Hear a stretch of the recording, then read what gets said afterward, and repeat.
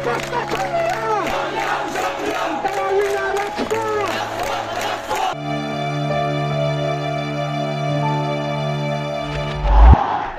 জুলাইয়ের প্রতিটি দিন ছিল ঘটনাবহুল।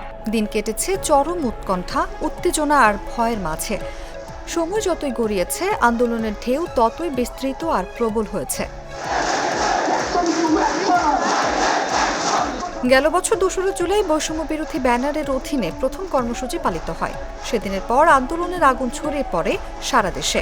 সারা বাংলাদেশে সকল ইউনিভার্সিটি কলেজগুলোতে আমাদের আহ্বান থাকবে, আপনারা একই সময়ে এই বৈষম্য বিরোধী ছাত্র আন্দোলনের ব্যানারে অবস্থান কর্মসূচি পালন করবেন। ৩রা জুলাই ঢাকা বিশ্ববিদ্যালয়ের কেন্দ্রীয় গ্রন্থাগার চত্বর থেকে একটি বিশাল মিছিল বের করে শিক্ষার্থীরা। স্লোগানে স্লোগানে মুখর হয়ে ওঠে পুরো ক্যাম্পাস। সেদিন শাহবাগেও শিক্ষার্থীরা বিক্ষোভ মিছিল করে ১.৫ ঘণ্টা অবরোধ করে রাখে রাজধানীর অন্যতম ব্যস্ত মোড়টি।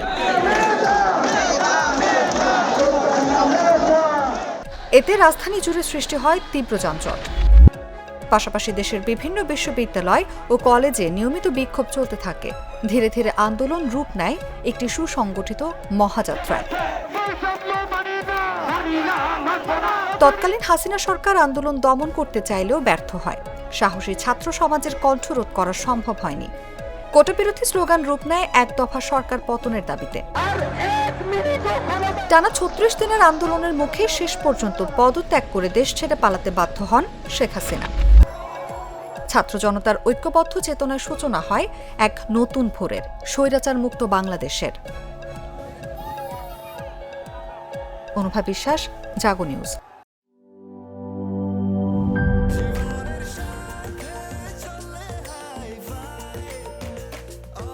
স্বাস্থ্যকর অল টাইম, সব সময় অল টাইম হেলদি লাইফ।